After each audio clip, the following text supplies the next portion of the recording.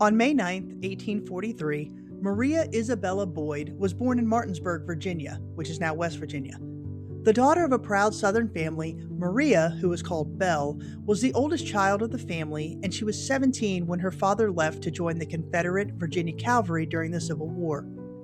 On July 4, 1861, Union soldiers took over the area and attempted to raise a Union flag over the Boyd house. When Belle's mother declared that the family would rather die first, a Union soldier swore and slapped her. Enraged at the abuse of her mother, Belle pulled a hidden pistol from her dress and shot and killed the Union soldier. She was arrested and charged with murder, but later released when the killing was ruled a justifiable homicide. Although she had killed a Union soldier, other Union officers admired the young woman's courage and beauty. Quickly, Belle learned to channel that popularity among the Union soldiers into an avenue to eavesdrop on their conversations, a decision that catapulted her into one of the most successful female spies of the Civil War. She would pass critical information that she overheard on to the Confederate commanders throughout the Shenandoah Valley. One of her most famous exploits occurred in May of 1862 when she slipped through Union lines near Front Royal to deliver crucial intelligence to Confederate General Stonewall Jackson. She had overheard Union officers discussing troop movements while staying at her father's hotel, and she managed to pass this information to Jackson's men by running through rifle fire from the Union lines. Jackson gave credit to Belle for delivering this valuable information that day, and he made her an honorary captain. This act cemented her reputation as a fearless operative whose espionage style was unusually brazen.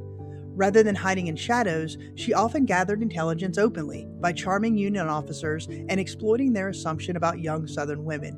She cultivated relationships, listened carefully, and relayed sensitive information through couriers or through personal delivery. Her boldness led to multiple arrests, but she repeatedly talked or charmed her way out of severe punishment, earning nicknames like the Siren of the Shenandoah, Cleopatra of the Succession, and La Belle Rebelle, which was coined by a French journalist. Throughout the war, she was adept at blending genuine intelligence work with a flair for the dramatic, and that kept her legend alive long after the war ended.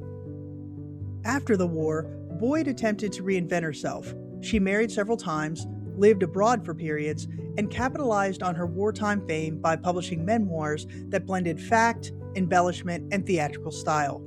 She also toured as a stage actress and lecturer and performer, dramatizing accounts of her espionage exploits. Belle Boyd's life came to a close on June 11, 1900, in Wisconsin Dells, Wisconsin, where she died of a heart attack at the age of 57 while on tour. Though her legacy is tangled in myth-making, she endures as one of the most famous female spies of the Civil War, remembered for her daring and for her ability to shape her own legend.